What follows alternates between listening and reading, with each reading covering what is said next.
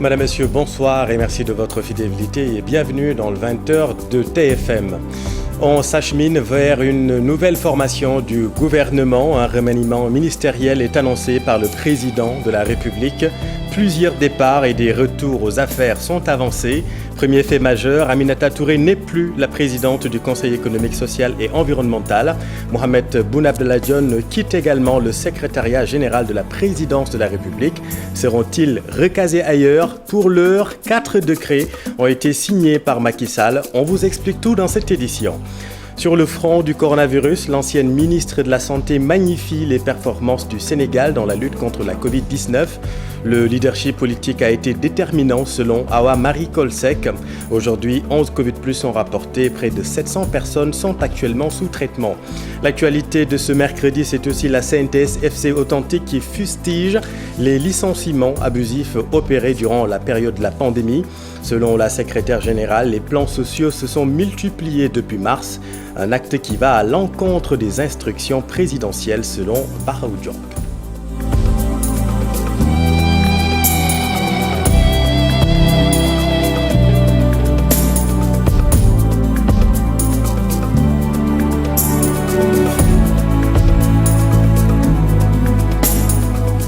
C'est donc l'information du jour. Le président de la République a annoncé un remaniement ministériel. L'annonce a été faite en Conseil des ministres ce mercredi.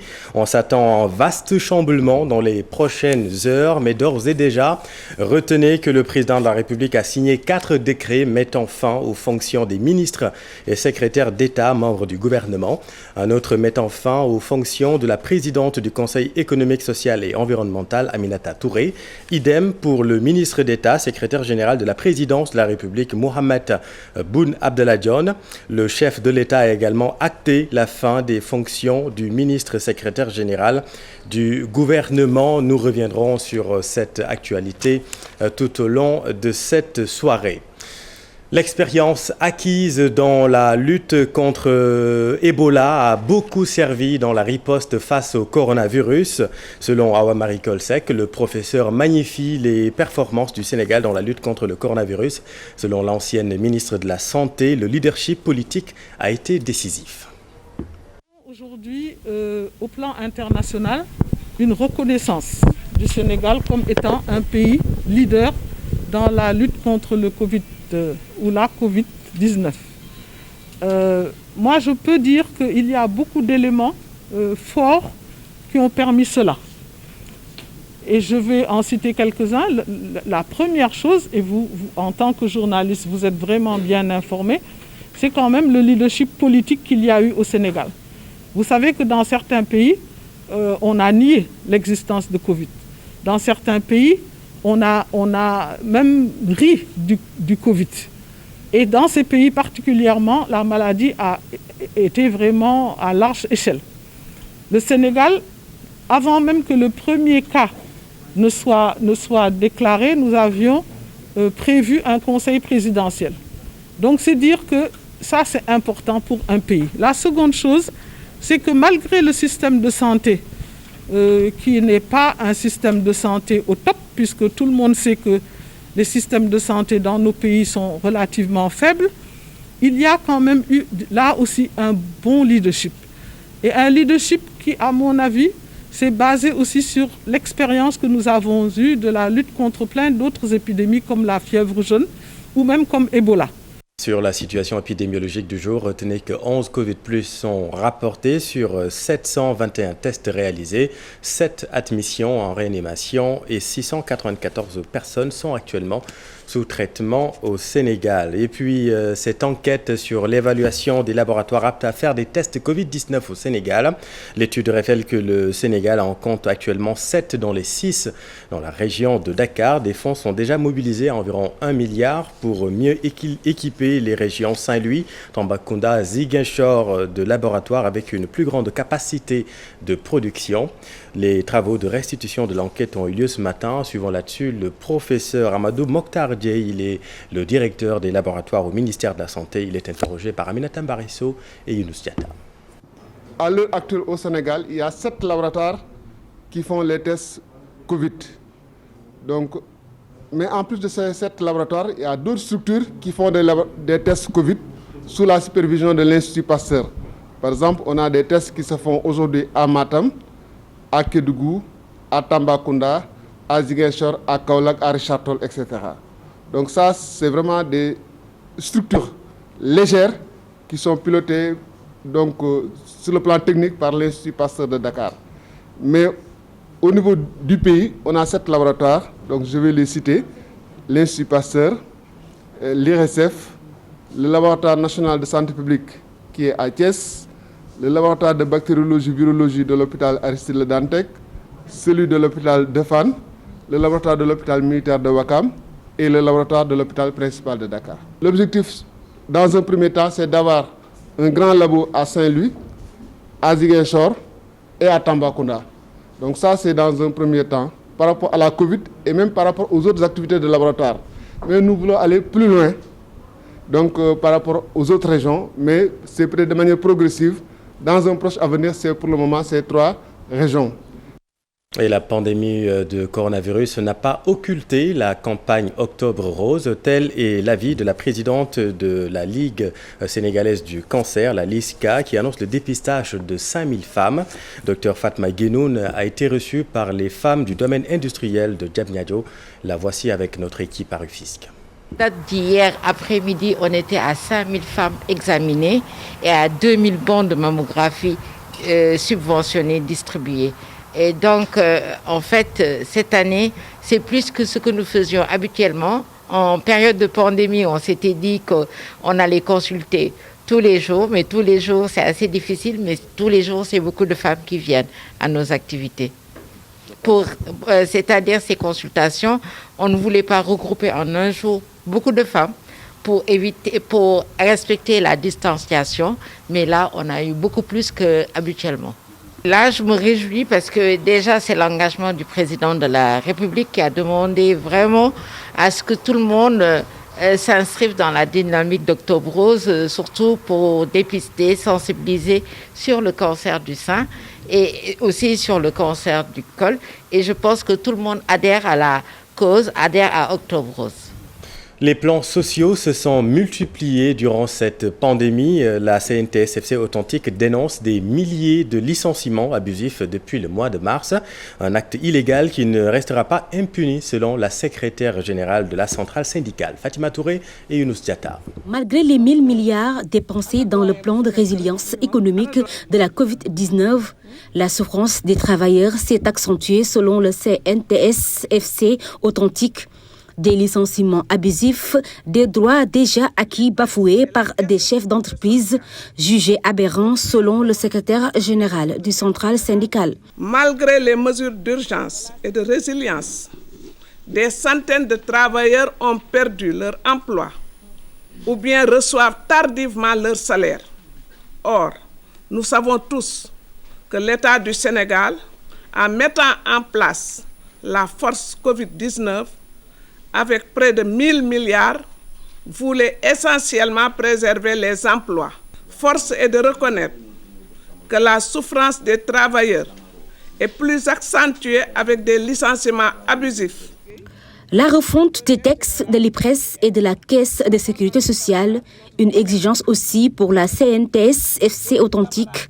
L'IPRES et la Caisse de sécurité sociale, comme bien commun, ne doivent pas être aliénés par un groupuscule de personnes. Pour plus de transparence, l'audit contradictoire et externe est la seule issue permettant l'identification de tous les scandales dans la gestion de l'institution. Le central syndical s'est aussi prononcé sur le problème qui l'oppose avec Cheikh Diop, le secrétaire général de la CNTS/FC Force du Changement. Il juge ces déclarations fallacieuses et diffamatoires.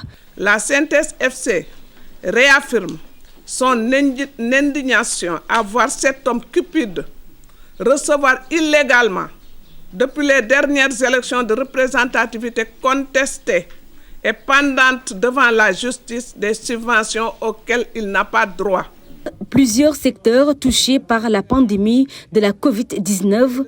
Aujourd'hui, beaucoup de travailleurs ont perdu leurs emplois. La CNTFC authentique appelle l'État à intervenir devant cette situation désastreuse. Merci Fatima. Venons-en à la lutte contre l'immigration clandestine avec cette question. Quelle est la particularité des embarcations avec lesquelles des migrants tentent de rallier l'Europe? Les images en haute mer semblent invraisemblables, mais vous allez le voir, ces pirogues généralement utilisées pour la pêche sont soigneusement choisies par les passeurs. Voyons tout cela avec un reportage au quai de pêche de Soumbédioune de Aminata Mbaresso et Diafaraba. Difficile de voir une pirogue spécialement conçue pour l'immigration clandestine à Soumbédioune. Sur ce quai, que des pirogues destinées à la pêche en haute mer. Ces pirogues-là, ils ne peuvent emporter que 4 personnes en mer pour pêcher, le jour, journalièrement. Nous n'avons pas pratiquement ces pirogues de clandestins. Nous ne l'avons pas ici à Soumbédioune. À quelques pas du quai, un lieu de fabrication de pirogues.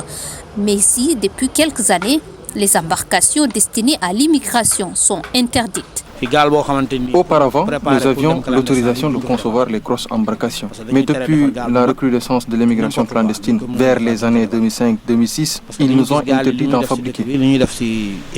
Malgré l'interdiction, Baïsei, le maître des lieux, prend le soin de nous décrire quelques caractéristiques de ces embarcations utilisées par les candidats qui vont à l'autre bout de l'Europe par la mer. Ce sont des pirogues qui peuvent aller jusqu'à 22 mètres. Et les gens qui les fabriquent se cachent parce qu'ils ne veulent pas que les gens se rendent compte qu'ils préparent un voyage en mer. Il peut avoir ce pirogue-là de 25 mètres, de 30 mètres de long, plus de largeur. Et du nombre de passagers, parce que si tu veux mettre 200 hommes, par exemple, dans un pirogue, mais ce ne serait pas une petite pirogue. Des embarcations différentes de ces pirogues, avec à bord des centaines de passagers. C'est des tonnes de produits. Moi qui vous parle, je faisais 9 jours en mer, 10 jours en mer, 12. Bon, mais on a amené des sacs de riz, on a amené de l'essence, des 200 litres d'essence. On a amené 3, 4, 5 bidons de 200 litres pour aller pêcher en mer et revenir ici. Plus les gaz, ce sont les gaz qui préparent le repas. Cette surcharge peut-elle expliquer les accidents fréquents en mer? Non, répondent la plupart.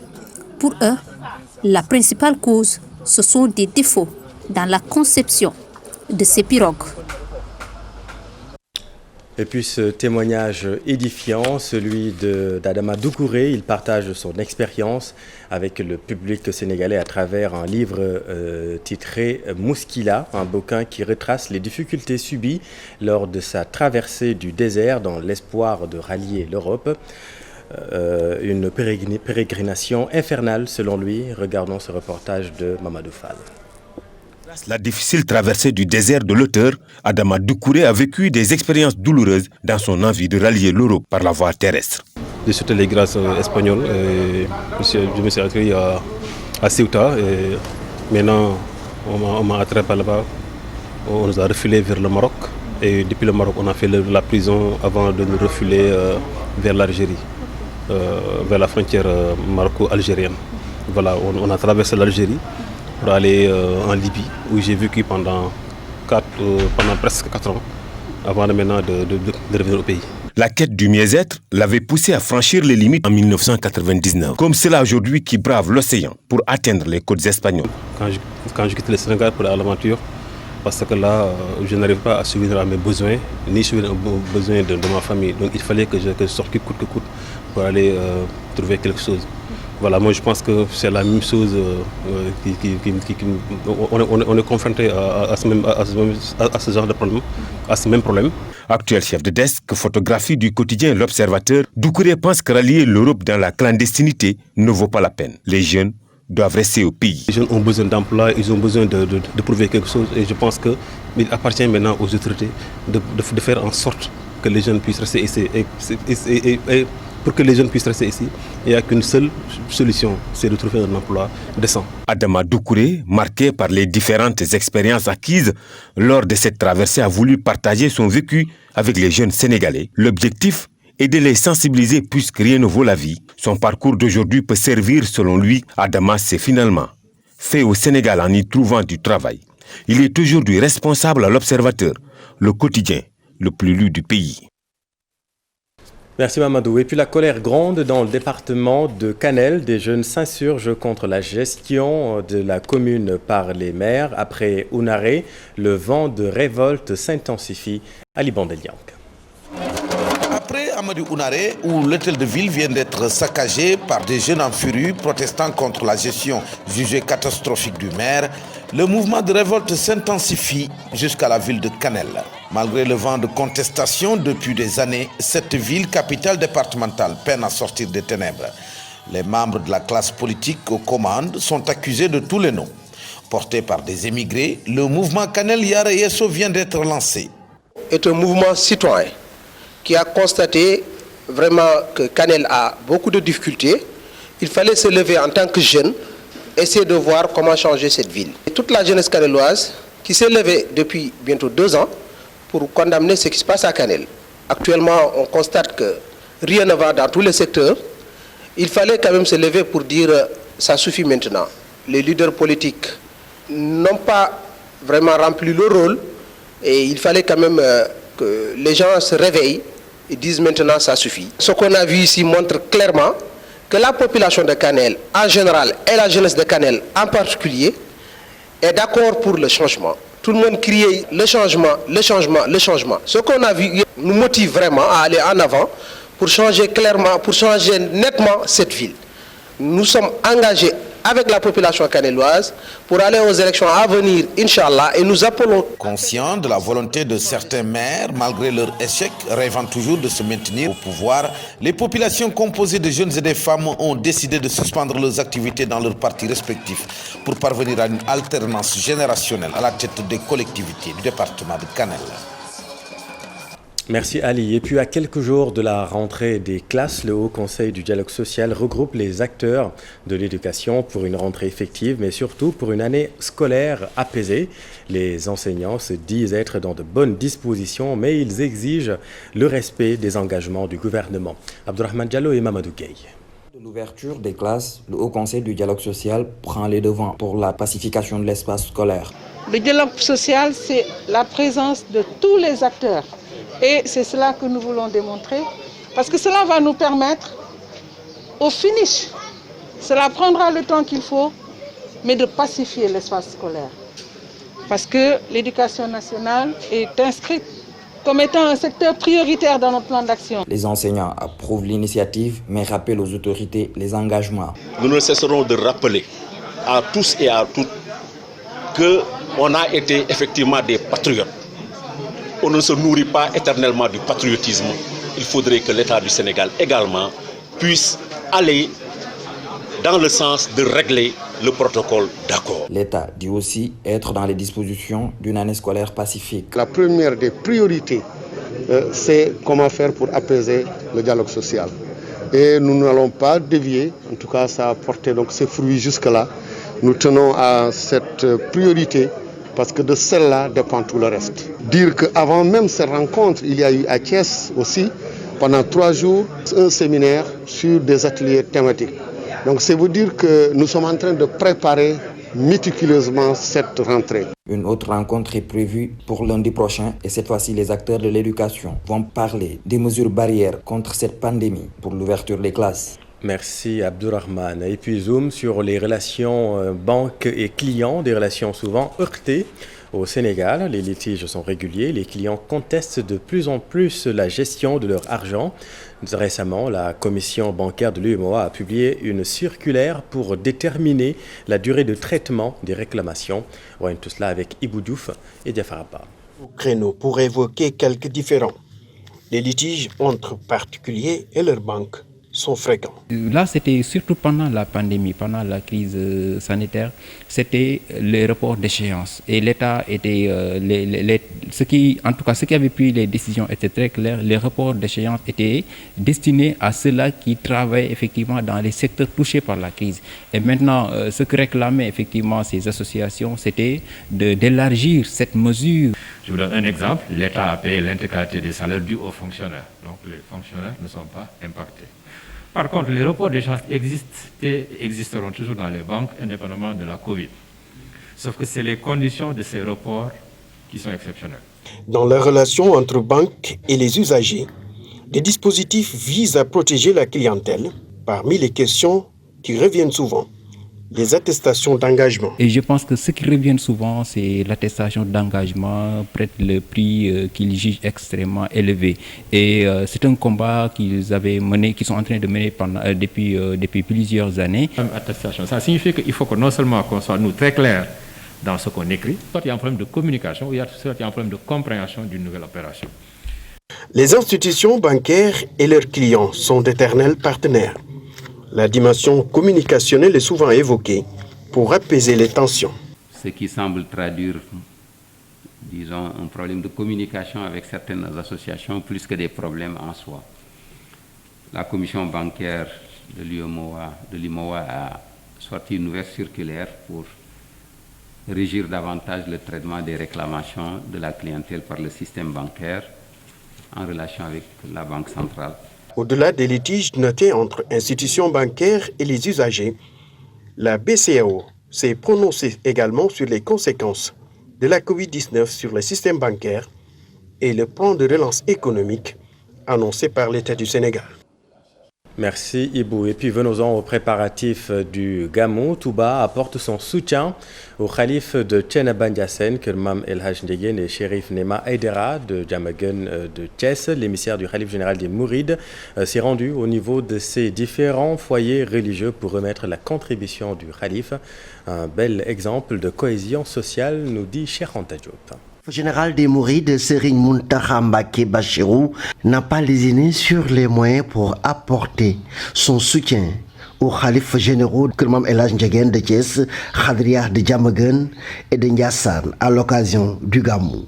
Serigne Bara Abdoulahad Mbacké, l'émissaire du khalife général des Mourides, a donné à chaque khalife sa participation au bon déroulement du Maulid. Mouhamadou Mountakha moo ñu yebaloon ngir ñu wër ci Sénégal yëpp lu ëpp ci këru diine yi ngir participation. Je suis envoyé par le khalife général des Mourides pour vous remettre sa participation à l'organisation du Gamou.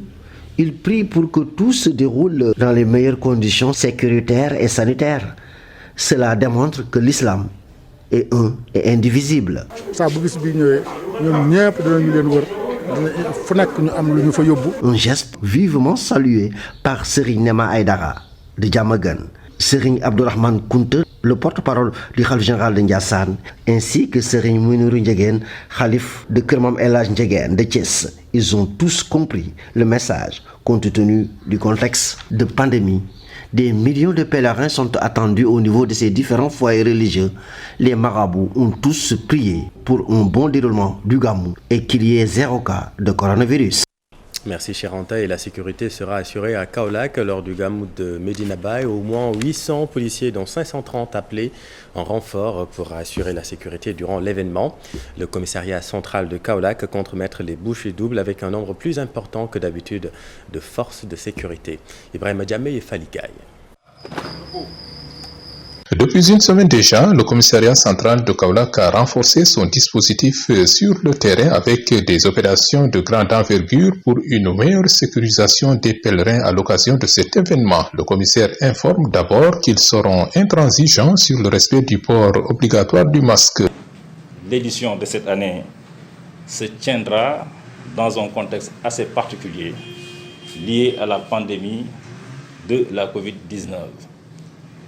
La police compte prendre des dispositions particulières pour faire respecter les mesures barrières, notamment le port obligatoire du masque, de concert avec les acteurs de la santé et les différents comités d'organisation. En termes d'éléments, tous les services de sécurité de la région seront mobilisés selon le patron de la sécurité et sans compter les 530 éléments qui leur sont venus en renfort. On a reçu, comme je l'ai dit, un renfort venant du groupe opérationnel, groupement mobile d'intervention du moins. Il y a 530 éléments qui sont venus pour renforcer les services des fonctionnaires qui sont déjà sur place.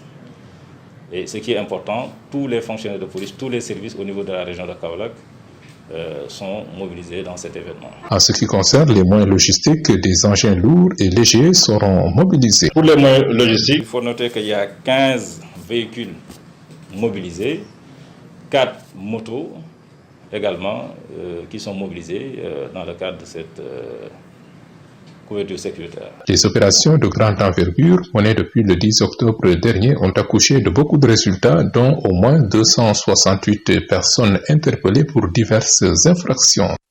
Et toujours à Kaolack, le directeur général de la Sénélec a fait le tour des familles religieuses préparant le Gamou. Il a donné toutes les assurances quant à la fourniture correcte en électricité durant cet événement où une forte affluence est attendue. Le voici avec notre équipe à Kaolack.